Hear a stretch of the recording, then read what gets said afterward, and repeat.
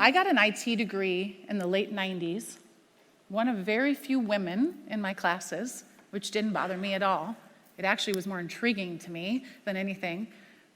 But in the late 90s, IT was the place to be. IT was where the unknown was, right? The .com and everything that was happening. And I was like, man, if I'm gonna be anywhere, finance? No way. Like, no offense, finance people. It was gonna be like, where's the next big thing, right? That's just my personality. So I took all the classes, I got the IT degree. I hung out at the computer lab with all the IT geeks to help me with my Java code when I hated the class, maybe. I got an IT degree because it was cutting edge, not because I loved IT. And then I went to work for Cargill, the largest privately held corporation on the planet, in an IT position, because I hoped I'd get to use my international business degree someday, right? So I'll take that one, and then I'll just get over here and do something different. So I was put in an IT team with a great leader, Jackie. We got along wonderfully. And about 6 months into my job, I was miserable. I wasn't an IT person. And it took me that long to figure it out. I was miserable. I dreaded work. I was the 25%. But I had a great boss. It wasn't her fault. 6 months in, she sat me down for my 6-month kind of performance review check-in.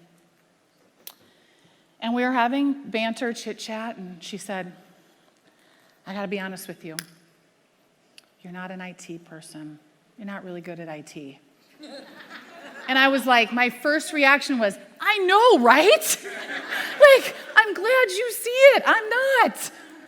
And then immediately I was like, oh, right? I'm 22 years old and I'm about to be on the street. And I got rent to pay and, right? I immediately went to, I think she's gonna fire me because the team needed an IT person and I wasn't that person. But the conversation quickly turned to, gosh, but you're great with the business. These other IT people, I can't even put them in front of the business people, right? The business people are gonna eat them alive. But I was good. You're great at organization and project management and really understand. Yeah, I am. And she committed to me that day.